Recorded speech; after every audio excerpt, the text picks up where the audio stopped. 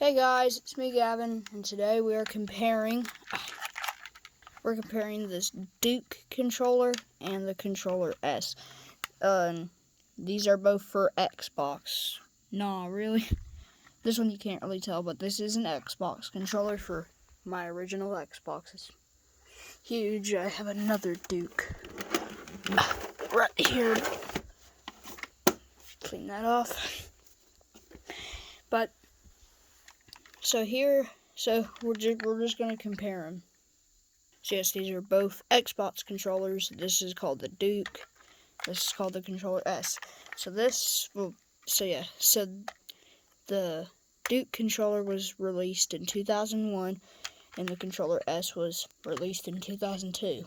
And the main difference is this controller is huge, and this controller is normal size. But yeah, this controller is huge. I mean, look at this. Look at this thing. This is humongous. This is the biggest controller I've ever seen. But this is a normal size controller. It's just normal. About the size of my hands. Way bigger. There's another difference you can tell. These, like, the buttons right here, they're like a different kind of shape. You can actually fit your whole thumb here, so you don't have to get your fingers out of the buttons. You can just hit your A with your knuckle, then roll to the X and roll to the B, and just hit the top, just hit the Y there. And so yeah, but this controller doesn't do that. You can still kind of do it, not really. Doesn't feel as comfortable. So these are just normal diamond shape. The buttons are a little mushy. But this is a newer version. But it's specifically for that console, my Xbox over there. But this is just a newer edition.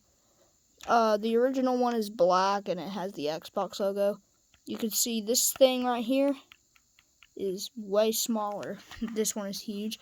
It doesn't do anything. It's just there. It's just right there, just for logo. Same with this.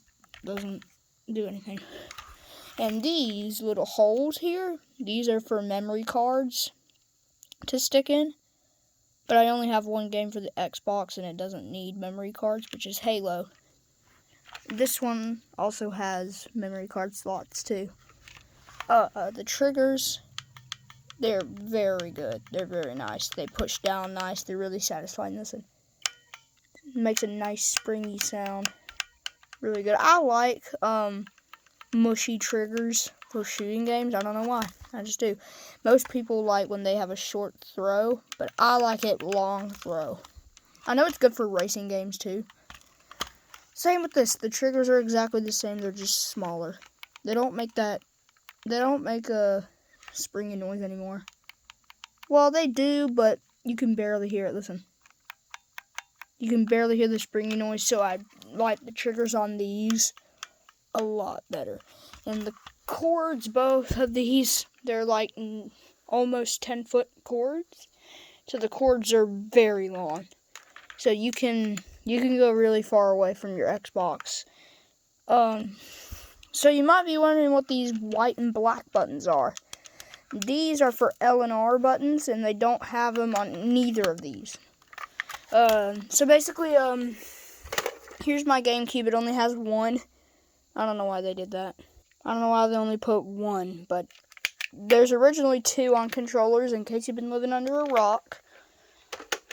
But on these are basically what those are, just they're not on the top. So yeah. But these are just on the bottom of the controller.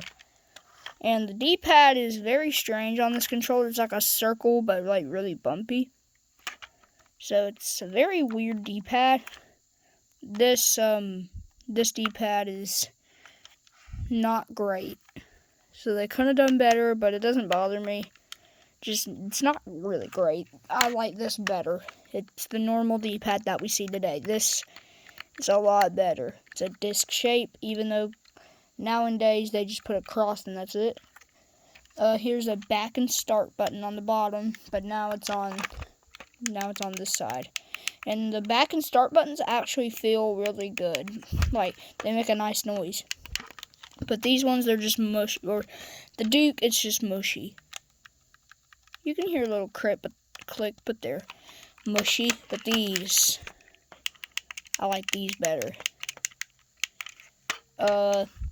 Here's the analog sticks right here, and the analog sticks right here. They're actually different. So on this one, it's almost the same. It looks a little different, but otherwise these two are the same. And on this one, you see there's like it's got like a cross and like a tiny little hole.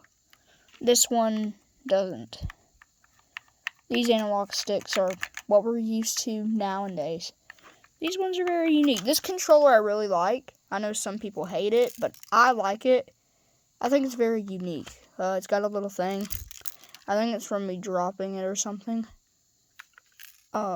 So like a little piece got in there. I'm not really sure. That happens to almost anything that's made from plastic. But this controller is actually built different. I think it's actually made out of stone. This controller, I'm not really sure. It just feels like plastic. So this controller I actually like better. So if you guys don't agree, don't get mad at me. But this controller I like a lot better than this. It's still a really good controller, but I still like this one a whole lot better. It feels good, doesn't bother me at all. The only thing that's really weird is this. But I like it. Well, I don't like it, but I don't hate it. It's just kind of mid.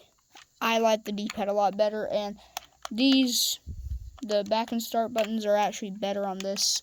But otherwise, this controller is better. I like it better. The triggers are very nice. I love the triggers so much. And you can put your thumb on here really comfortably. But yeah, the main difference is just the size. Here's a size comparison. Yeah, this is definitely much bigger. And what's really cool is that you could separate these.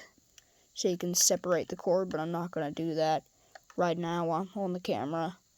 You could do it with this controller too. I'm just not going to do it. So, yeah, that's the comparison of the Duke controller and the controller S. Well, hope you guys enjoyed, and yeah, see ya.